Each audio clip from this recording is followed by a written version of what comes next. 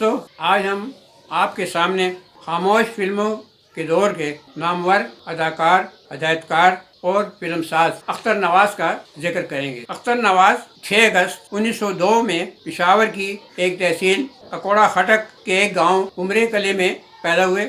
اصل نام میاں عبد الغنی تھا۔ ان کے والد علاقے کے بہت بڑے زمیندار تھے۔ اختر نواز کے ایک اور بھائی میاں حضرت غنی انجینئر تھے۔ اختر نواز ابھی 2 برس کے تھے کہ ان کی والدہ کا انتقال ہو گیا۔ ان کی پرورش ان کی خالہ نے کی، جن کی رہائش پشاور شہر کے قصخوانی بازار کے محلہ جنگی کی ایک حویلی میں تھی۔ اختر نواز کا بچپن پشاور میں گزرا۔ پشاور کے ایڈورڈ کالج سے گریجویشن کیا اور اس کے بعد تلاش روزگار کے سلسلے میں فلم نگر بمبئی جا پہنچے۔ اختر نواز سرخ و سفید رنگت، مضبوط کثرتی جسم کے دراز قد خوبصورت نوجوان تھے، اس لیے انہیں بمبئی کے ایک فلمی ادارے کرشنا فلم کمپنی میں آسانی سے ملازمت مل گئی۔ اختر نواز نے کرشنا کی چند خاموش فلموں چندر کانتا، ڈریمز، ڈیمسل اور لو از بلائنڈ میں پرملین کے ساتھ بطور ہیرو کام کیا۔ یہ فلمیں 1925 میں ریلیز ہوئیں۔ 1926 میں اختر نواز نامور فلمی ادارے امپیریل فلم کمپنی میں آ گئے اور اس ادارے کی چند خاموش فلموں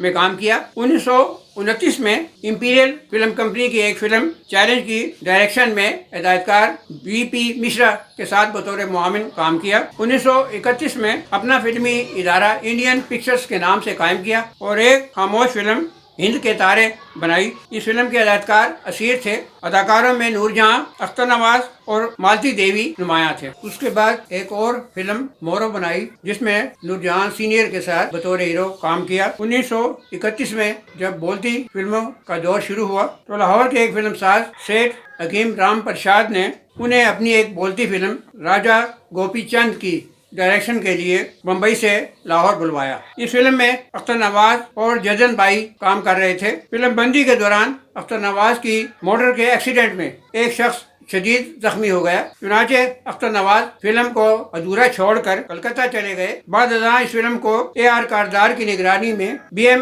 شکلا نے مکمل کیا۔ کلکتہ میں اختر نواز نامور فلمی ادارے ایسٹ انڈیا فلم کمپنی میں ملازم ہو گئے اور اس ادارے کی ایک فلم ایک دن کا بادشاہ میں کی ڈائریکشن میں فلم کے ہدایتکار راج ہنس کے ساتھ بطور معاون کام کیا۔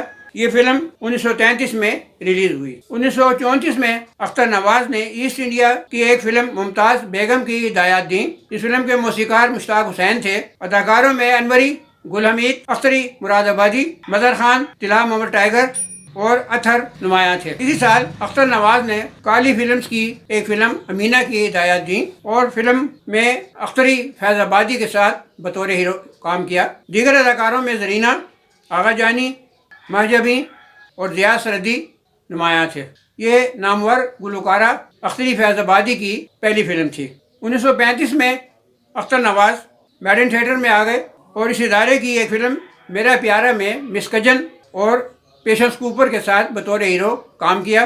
اس فلم کے ہدایتکار ایزرا میر تھے۔ 1936 میں اختر نواز نے میڈن کی چند فلموں پریورتن، جیون سنگرام اور بھارت کی ستی میں مس کجن کے ساتھ بطور ہیرو کام کیا۔ ان کے علاوہ اختر نواز نے آدرش چترا پروڈکشن کی ایک فلم دلیت کسم میں زرینہ اور شنکر ٹاکیز کارپوریشن کی فلم مندر میں راج کماری کے ساتھ بطور ہیرو کام کیا۔ 1937 میں اختر نواز نے سن رائز پکچرز کے بینر تلے بمبئی میں بننے والی ایک فلم کس کی پیاری میں مس زبیدہ کے ساتھ بطور ہیرو کام کیا۔ اس فلم کی ہدایات انہوں نے خود دی تھیں۔ اسی سال اختر نواز نے کلکتہ کے سیٹھ سکھ لال کرنانی کے لیے ایک فلم اللہ کی تلوار کا آغاز کیا۔ اس فلم کی ہیروئن مس کجن اور ہیرو وہ خود تھے۔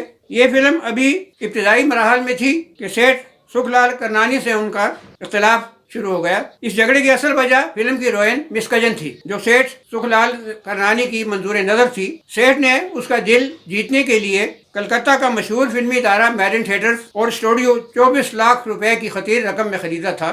سیٹھ کرنانی سیاہی مائل رنگت کا بوڑھا آدمی تھا۔ اس کے سر پر چند بال اور منہ میں 2-4 ہی دانت تھے۔ مس کجن کے سامنے آتے ہی وہ بوکھلا جاتا اور اس کے منہ سے ایک لفظ بھی نہ نکل پاتا، جبکہ مس کجن سراپا حسن تھی، اسے کتوں سے نفرت تھی اور وہ شیر پالتی تھی۔ جب وہ شیر کی زنجیر تھامے گھر سے واک کے لیے نکلتی تھی تو دیکھنے والے اپنا دل تھام کر رہ جاتے تھے۔ تاہم وہ خوبصورت پشاوری نوجوان اختر نواز کو دل و جان سے چاہتی تھی۔ وہ اکثر دونوں اکٹھے تھیٹر دیکھنے جایا کرتے تھے۔ سیٹھ کرنانی کا اختر نواز سے یہ مطالبہ تھا کہ وہ مس کجن کو اس کی جانب مائل کر دے۔ اختر نواز ایک غیرت مند پٹھان نوجوان تھے۔ انہوں نے سیٹھ کے منہ پر کہہ دیا کہ میں تمہارا ڈائریکٹر ہوں، کوئی دلال نہیں، اور سیٹھ کی نوکری پر لات مار کر اسٹوڈیو سے باہر نکل آئے۔ اب ان کا دل فلم انڈسٹری سے بیزار ہو چکا تھا، اس لیے انہوں نے فلموں کی جگہ کچھ اور کرنے کا فیصلہ کر لیا۔ یہ دوسری جنگ عظیم کا زمانہ تھا۔ اختر نواز نے اپنے سرمایے سے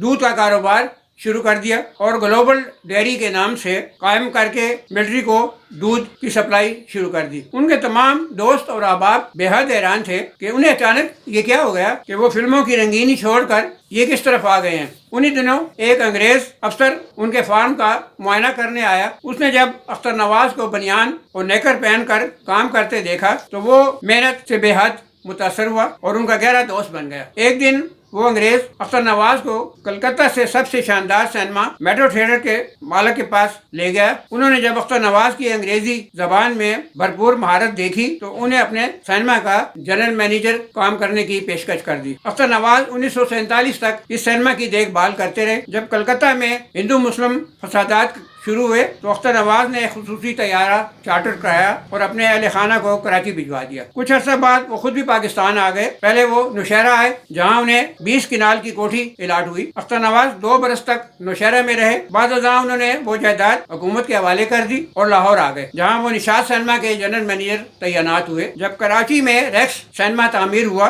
تو سینما کے مالکان نے انہیں کراچی بلوا لیا اور اپنے سینما کا انچارج مقرر کر دیا۔ بعد ازاں وہ کراچی سے پھر نوشہرہ واپس آ گئے۔ ایونیو اسٹوڈیو لاہور کے مالک آغا جی گل ان کی انتظامی صلاحیتوں کے بے حد معترف تھے۔ انہوں نے اختر نواز کو اپنے اسٹوڈیو کا جنرل مینیجر مقرر کر دیا۔ اختر نواز ایک طویل عرصے تک اسٹوڈیو کے انتظامات کی نگرانی کرتے رہے۔ کچھ عرصہ وہ ایوریو پکچرز کے ہیڈ آفس رائل پارک میں بھی تعینات رہے۔ اس دوران انہوں نے فلم سازی بھی کی اور چند فلموں کشمیر کی کلی اور پیاسی وغیرہ کا آغاز کیا، لیکن یہ فلمیں مکمل نہ ہو سکیں۔ فلم سازی کے علاوہ انہوں نے چند فلموں میں اداکاری بھی کی تھی۔ اس دوران سڑک کے ایک حادثے میں ان کی ٹانگ ٹوٹ گئی، تاہم ادا کرتے رہے۔ ان کی رہائش سمن آباد لاہور میں تھی۔ اختر نواز کا انتقال 8 مئی 1980 کو لاہور میں ہوا۔ ان کی وصیت کے مطابق انہیں پشاور کے علاقہ اکوڑا خٹک کے گاؤں عمرے قلعے کے قبرستان میں سپرد خاک کیا گیا۔ اختر نواز کی شادی اپنے خاندان میں ہوئی تھی۔ ان کی 6 بیٹیاں اور ایک بیٹا احمد نواز تھا۔